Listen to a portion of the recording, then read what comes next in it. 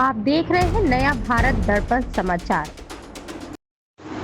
हमारे लिए पद से बड़ा देश और छात्र, धर्मेंद्र प्रधान के इस्तीफे पर आया अमित शाह का बयान। केंद्रीय शिक्षा मंत्री धर्मेंद्र प्रधान के इस्तीफे के बाद पहली बार केंद्रीय गृह मंत्री अमित शाह ने सोशल मीडिया प्लेटफॉर्म एक्स पर अपनी प्रतिक्रिया दी। अमित शाह ने कहा कि भारतीय जनता पार्टी के कार्यकर्ताओं के लिए कोई भी पद देश, युवाओं और विद्यार्थियों से बड़ा नहीं है। उन्होंने लिखा कि धर्मेंद्र प्रधान का इस्तीफा इसी सोच और जिम्मेदारी का उदाहरण है। अमित शाह ने ये भी कहा कि मोदी सरकार हमेशा देश के युवाओं की भावनाओं का सम्मान करती है और शिक्षा व्यवस्था में पारदर्शिता बनाए रखने के लिए हर जरूरी कदम उठाए जा रहे हैं। अपने संदेश में अमित शाह ने स्पष्ट किया कि सरकार पेपर लीक जैसी घटनाओं को लेकर बेहद गंभीर है।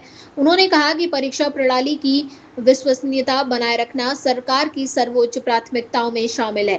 उन्होंने ये भी कहा कि जिन लोगों ने परीक्षा प्रक्रिया को प्रभावित करने की कोशिश की है, उन्हें किसी भी कीमत पर बख्शा नहीं जाएगा और दोषियों को कठोर दंड दिलाने के लिए केंद्र सरकार पूरी तरह प्रतिबद्ध है। अमित शाह ने प्रधानमंत्री नरेंद्र मोदी द्वारा परीक्षा प्रणाली में सुधार के लिए उठाए गए कदमों की भी सराहना की। अमित शाह ने अपने संदेश में विशेष रूप से नीट परीक्षा का भी उल्लेख किया।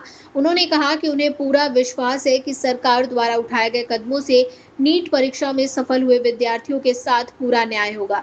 उन्होंने कहा कि लाखों मेहनती छात्रों का भविष्य सुरक्षित रखना सरकार की प्राथमिक जिम्मेदारी है और इसी उद्देश्य से लगातार सुधार किए जा रहे हैं। अपने संदेश में अमित शाह ने धर्मेंद्र प्रधान के शिक्षा मंत्री के रूप में किए गए कार्यों का भी विस्तार से उल्लेख किया। उन्होंने कहा कि धर्मेंद्र प्रधान के कार्यकाल में राष्ट्रीय शिक्षा नीति यानी नई शिक्षा नीति के प्रभावी क्रियान्वयन पर विशेष जोर दिया गया। देश भर में मातृभाषाओं में परीक्षाएं आयोजित करने की व्यवस्था को मजबूत किया गया। पीएम श्री विद्यालयों का विस्तार किया गया ताकि सरकारी स्कूलों में गुणवत्तापूर्ण शिक्षा उपलब्ध कराई जा सके।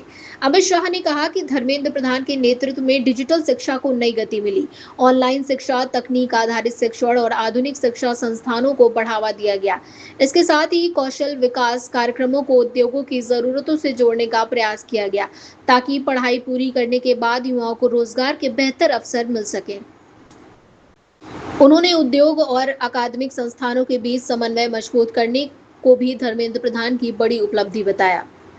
आप देख रहे हैं नया भारत दर्पण समाचार।